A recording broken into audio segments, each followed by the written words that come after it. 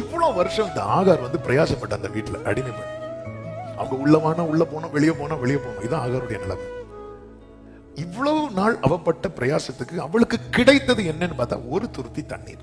அப்போ என் பிரயாசத்துக்கும் பலன் இல்ல, இருந்த வாசல் இதெல்லாம் நினைச்சு இந்த ஆகார் ஆளவே இல்லை.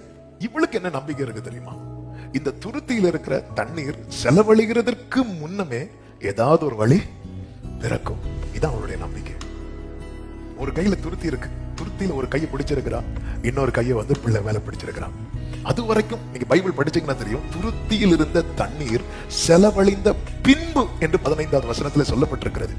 அது செலவழிகிறது வரைக்கும் அவ அழல, செலவழிந்த பின்பு, அதாவது நம்பிக்கைக்கு மிஞ்சின காரியம் அவன் ஒண்ணு நம்பினா பாருங்க, அதுக்கு மிஞ்சின காரியம் அவனுக்கு நடந்துட்டு. அதனாலதான் அவனோட எக்ஸ்பெக்டேஷன் எல்லாமே இல்லைன்னு வரும்போது அவனுக்கு அதான் அந்த அழுத்தம். அந்த அழுத்தம் வந்து அழுகை இல்லாமல் மாறவே மாற. இந்த ஆகார் போய் உட்கார்ந்து அழுறான், அதிகமாய் அழுகிறாள். அதனுடைய 19வது வசனத்தை பார்க்கும்போது 17 முதல் பார்த்தால், தேவன் பிள்ளையின் சத்தத்தை கேட்டார். தேவதூதன் வானத்திலிருந்து ஆகாரை கூப்பிட்டு, ஆகாரே உனக்கு என்ன சம்பவித்தது? பயப்படாதே, பிள்ளை இருக்கும் இடத்தில் தேவன் அவன் சத்தத்தை கேட்டார் என்று சொல்லப்பட்டிருக்கிறது. 16ல அழுதாள் இருக்கும், 17ல கர்த்தர் சொல்றார், நான் சத்தத்தை கேட்டேன் கேட்டேன் கேட்டேன் சொல்றார். 19வது வசனத்துல பாத்தீங்கன்னா அதுக்கு முன்னாடி வர கண்ணீர் கண்ணீர் இருந்தது, அதன் பிறகு எப்படி மாறுது தெரியுமா? தண்ணீர் தண்ணீர்னு மாறுது. அதன் அர்த்தம் என்ன?